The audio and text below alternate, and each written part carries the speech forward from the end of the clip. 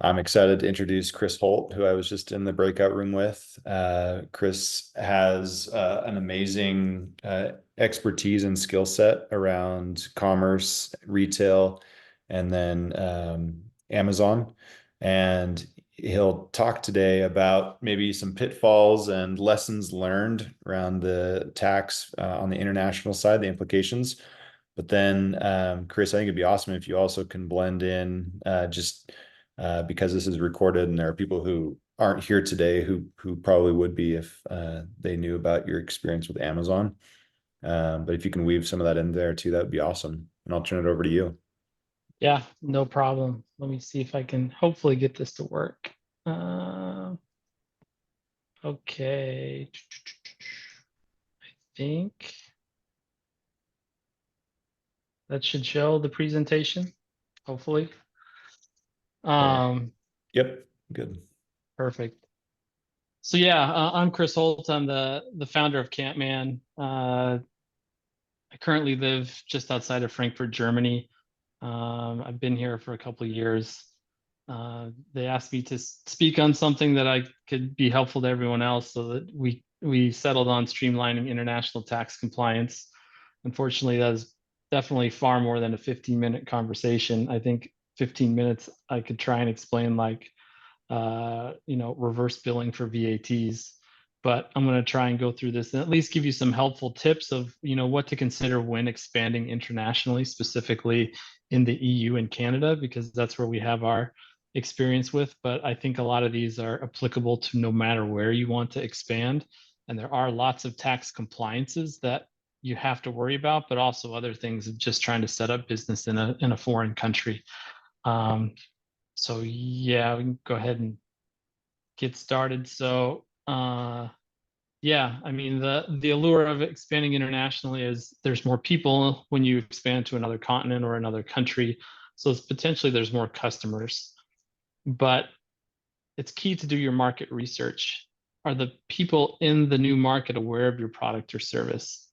A lot of brands that we deal with, whether for Amazon, whether they're EU based or American based, and they're trying to go overseas, the major issue is they may be a major brand where they are, but they're not.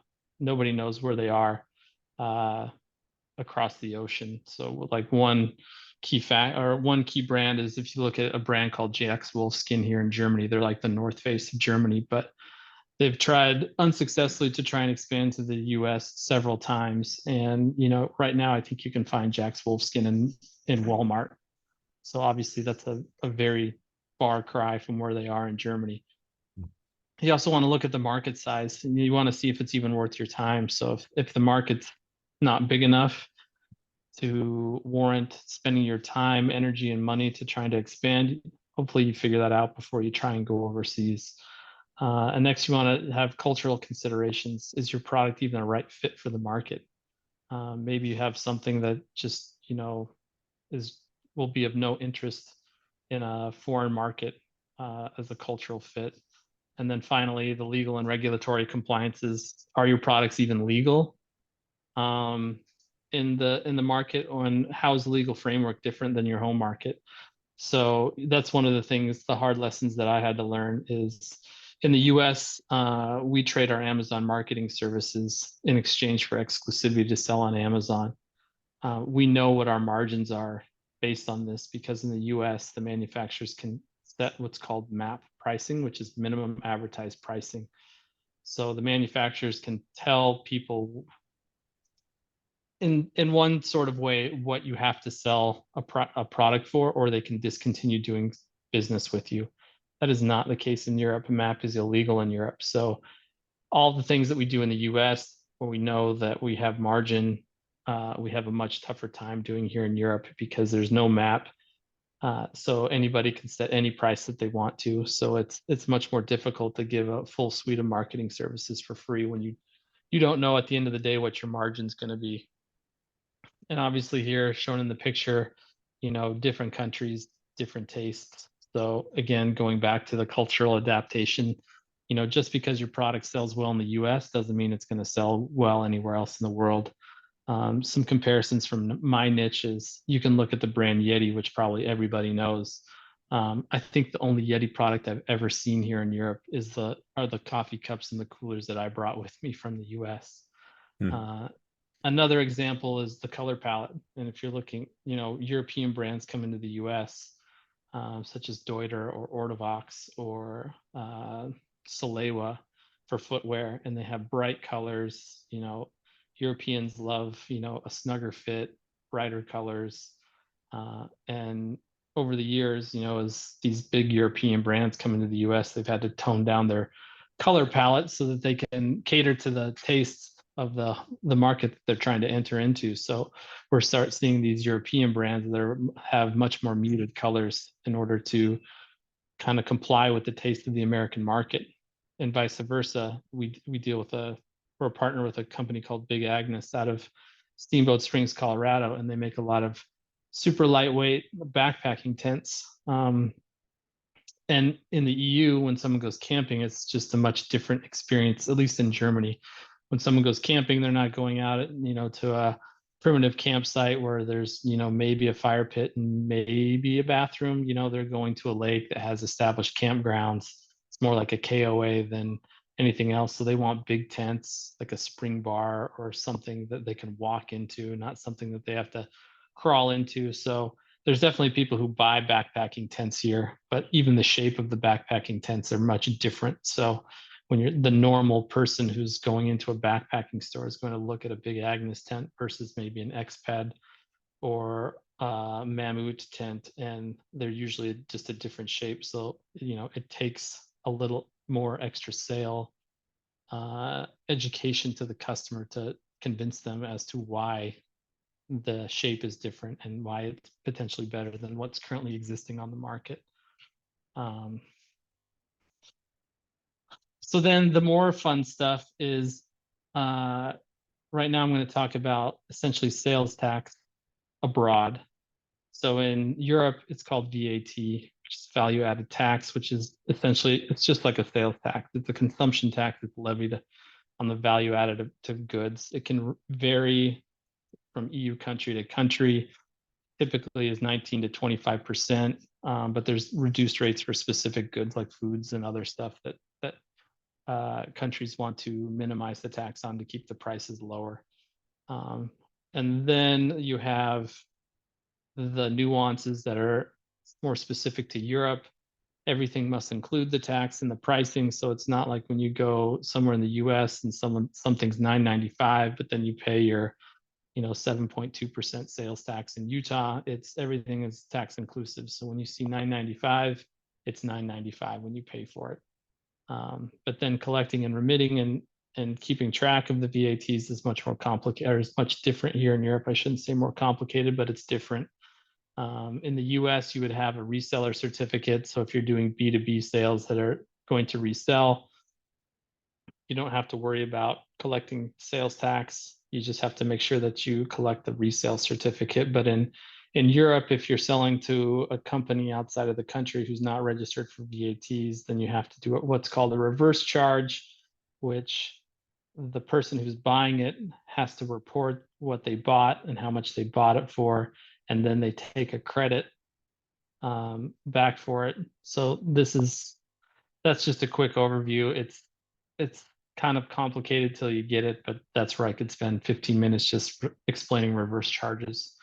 And then the other aspect for the EU is everything requires an invoice. So even if you're selling on Amazon, Amazon will provide invoices to the end customer. The downside of having Amazon do it is people know how to game the system. And a lot of people will claim they're a B2B company. And so then they can avoid getting charged the VATs because they'll supply a bogus registration number for their company and Amazon doesn't check it.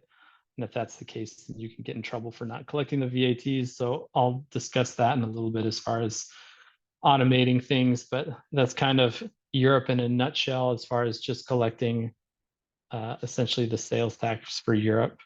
In Canada, it's even a little different, but kind of just as complicated.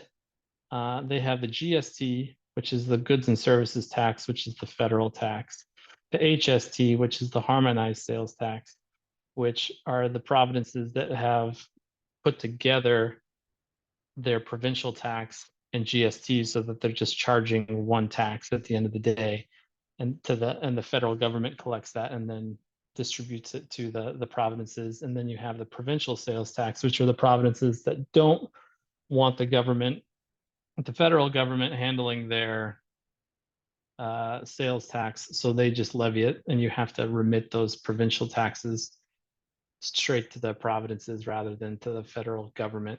And then you even have the nuance of QST, which is essentially a PST, but just for Quebec. So these are all the things that you have to be aware of when you're selling goods into Canada.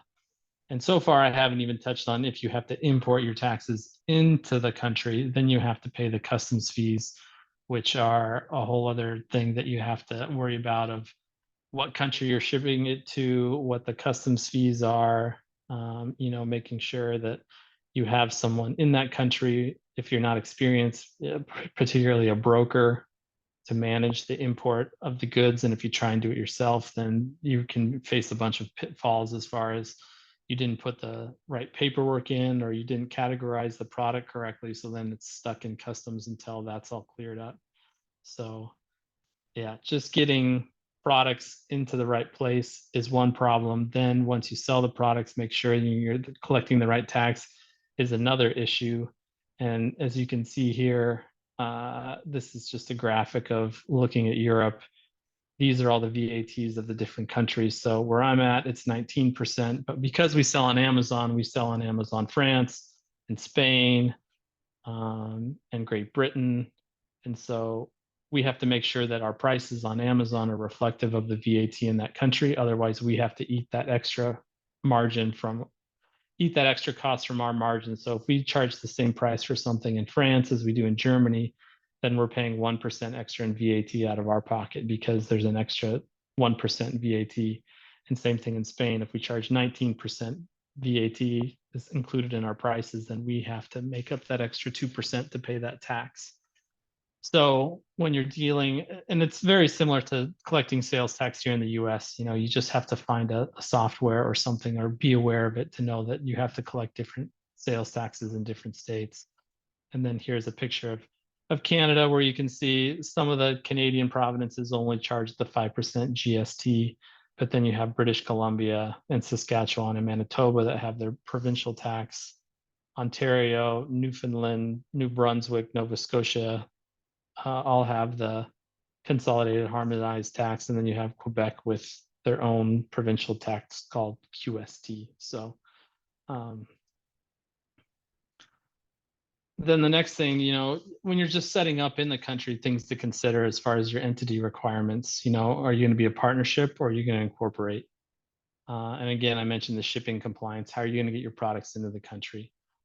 Making sure that you have a port of entry that you're going to get into, and making sure that you have a customs broker or somebody there who can take care of and manage your shipments to make sure that they can get into the market that you're trying to get into. So, a lot of people ship to Rotterdam here. So making sure that maybe you have a brokerage or a broker in Rotterdam, and a third-party logistics partner to receive all your products. And once it's in Europe, it's much easier to move things around. But just that initial importing the product can get a little tricky if you don't know what you're doing, which I myself have made lots of failures as far as getting products into Canada, or charging the wrong amount to a customer, and then they get upset because they get hit with a customs fee, and then they just say they don't want it, and it gets returned back to us, and then we end up eating that shipping fee to the customer because they didn't read the fine print to see that they were going to get charged, another 13% or 20% VAT or a customs fee, like shipping to Canada or to Germany. So that's just one thing you have to be aware of, as well as your end customer. If you're not going to set up business in a country and just ship to the country from the US, making sure that you're communicating with that customer to make sure that they know that what they might have paid initially is not going to be their end price, unless you have built that in as far as covering the customs and brokerage fees when you're shipping to the customer, which through our website has not gone well for us. So we use Amazon to ship internationally, but we usually don't ship ourselves internationally just because there's probably about a 20% chance that the customer is going to get upset once they realize they have to pay those import fees themselves. But if you are going to set up an entity, it can be difficult here in Europe. For example, when we set up our entity here in Germany, you have to decide if you want to be a partnership or incorporate. And obviously, most people know if you're a partnership, your assets are not protected in case something happens. So most people would be like, well, let's just incorporate like we do in the US and form an LLC. But here in Germany, you have to form what's called a GmbH, and it's much more stringent here. Just for example, you have to show the government that you have at least $25,000 just in the bank to open up a GmbH. And then once you have that, you essentially become a public company. So all your financial records at the end of the year are reported to the government, and they're posted so that anybody can look at an incorporated company's financials. So your tax and financial reporting requirements, at least here in Germany, are much more stringent to incorporate than they are in the US. And if you do set up an entity, who's going to work for you? Are you going to hire somebody in Europe or in Canada? Do they have a visa to work there? These are potentially huge pitfalls if you think you can just pick up and move to Europe to expand your company. It's not quite that easy to get a work visa. There are programs that you can come over temporarily, but the immigration requirements here in Europe aren't as tough as they are in the US, but they still are something that you need to research and make sure that you have eligibility, or if you don't have eligibility yourself, how you're going to get somebody the boots on the ground over in Europe, whether you're going to set up an entity or in our case, since I work for Campman, I have a separate entity here in Europe, but I use an employer of record here. So I have another company that essentially I pay to pay my salary and then lease me back to my company in Utah, so that my Utah company doesn't set up permanent establishment here in Europe and have to pay taxes on our profits that we generate in the US. So those are the pitfalls in Europe. In Canada, it's a little easier. You can operate from the US without forming a Canadian entity. If you don't have any people or buildings in Canada, you can operate from the US and minimize your Canadian taxes. And you might not even have to pay taxes in Canada if you don't maintain anything in Canada that would set up a permanent establishment. For us, we just set up a non-resident importer, an NRI number, to allow us to export products into Canada, and then we use a 3PL in Canada to ship all of our products to Amazon Canada for fulfillment to the end customer. Chris, can we so I put a question in there, Taylor put a question in there, and I'm just keeping an eye on the time. Yeah. You've mentioned a couple of maybe things that you've experienced firsthand. So maybe to Taylor's question around pitfalls. Is there a story or an experience you could go a little deeper on? Yeah, I mean, I think that, as I mentioned at the beginning of it, for us, the whole idea that we could just export our business out of Utah and bring it over to Europe, and that the need in Europe was the same as it was in the United States to help brands with Amazon, which there is a need, and they need their help just as much as we could. But as I mentioned, because MAP is illegal in the EU, we aren't allowed to, and as well as brands are not allowed to, once they start selling in a sales channel, they are not allowed to regulate who sells on that channel. So unless they set up what's called a selective distribution agreement ahead of time, once they open up the floodgates, they can't shut them off. So a lot of brands that we work with in the US, we came over prior to COVID and they weren't on Amazon, and we told them to set up selective distribution agreements before they got on Amazon, and then COVID hit, and then they had a bunch of inventory they were worried about. And so then now the floodgates of Amazon in Europe are open, and all these brands are having all their prices degrade, and having now Amazon again is driving the prices way down. So it's interrupting their wholesale business as well. And the brands are searching for ways here in Europe that they can control it.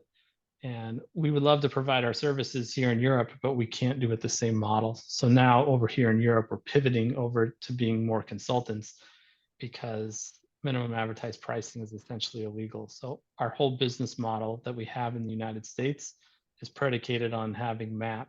And because we weren't thorough enough in our research to see that MAP was illegal here in the US and there wasn't as much control over sales channels, like that was essentially almost put us out of business immediately. But we've been pivoting with smaller brands over here in the EU that are setting them up so that they have their selective distribution agreements in place before they try and enter the market, so that then they can control it.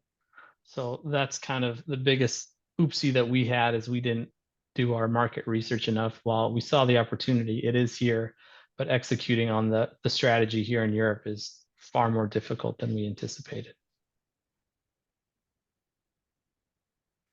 But I'm almost through here. As far as it just kind of has to deal with, again, working with permits and visas and making sure everybody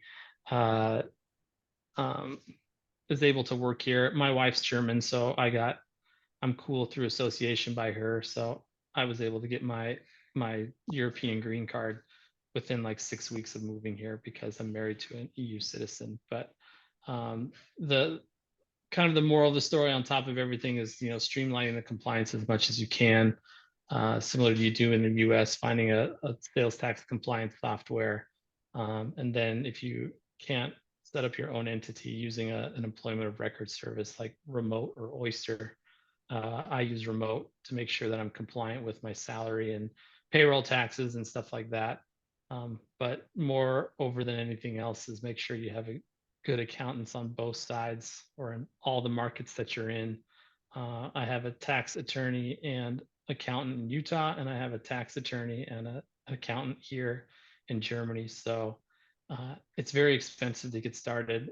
And for me, the living over here in Germany has created a massive tax headache for me, as well as retirement headache, because even just getting a bank account over in another market is very difficult because of FACTA, and a lot of European banks don't want to comply with the American reporting that is required by FACTA. So just getting a checking account here in Germany as a US citizen can prove to be very difficult.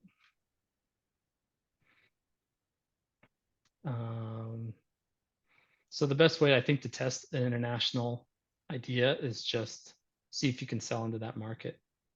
You might have to do it from the US. At least if you have a consumer product, you can sell on Amazon, or, I mean, Amazon's a great way. They can manage a lot of things. They can get you into trouble as well.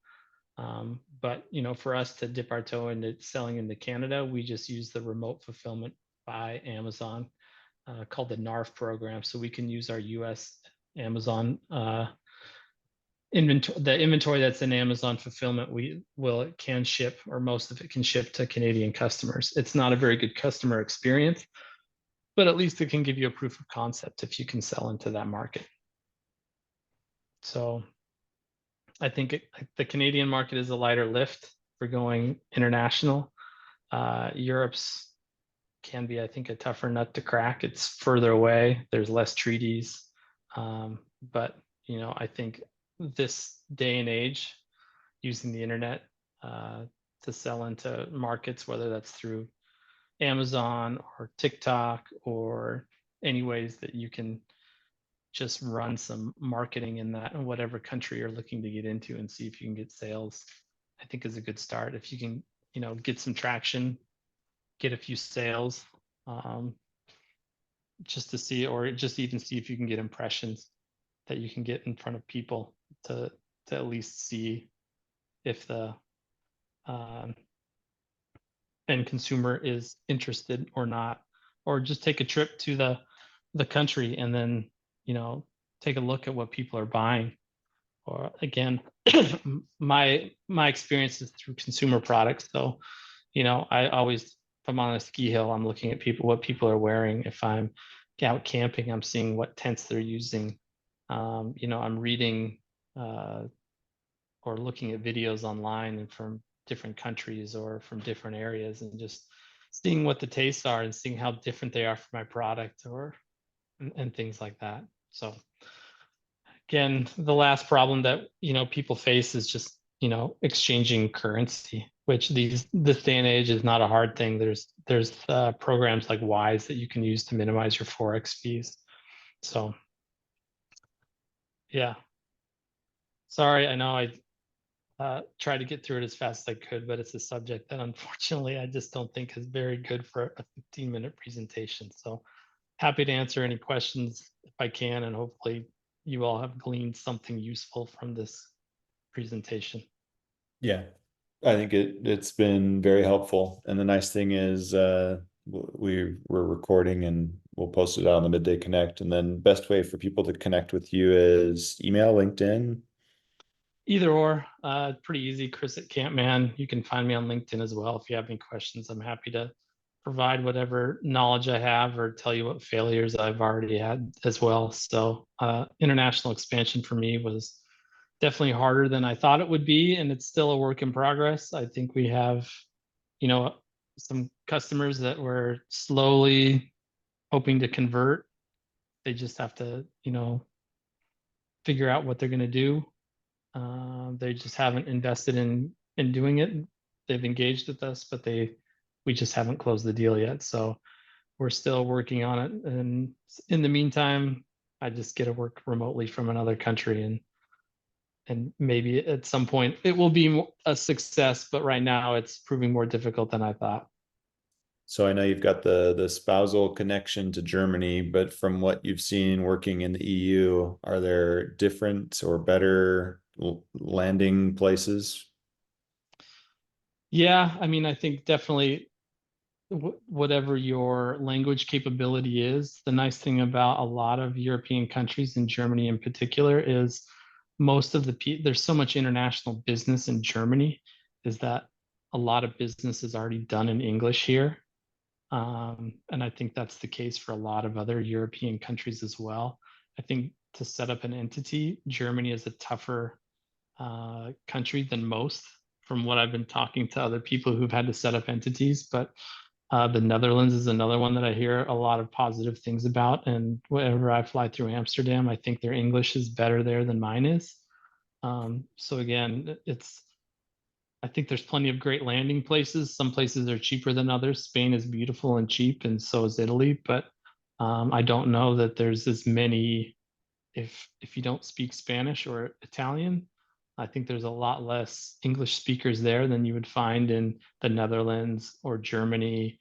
And obviously, I, I don't know that I would recommend the UK as of right now. That would just increase your difficulty of expanding into Europe at the moment. Since Brexit, I would probably concentrate on the bigger market of the EU, which again, for me, I have the connection to Germany, but some countries are easier to find a work visa. Germany is just they just passed immigrations reform. So if you have a skill set, they'll allow you to come over to the country without having a job first, on a kind of introductory visa, which is a huge deal in Germany. Before that wasn't the case. So I think the opportunities to work in Germany are going to get a lot easier, at least in the interim.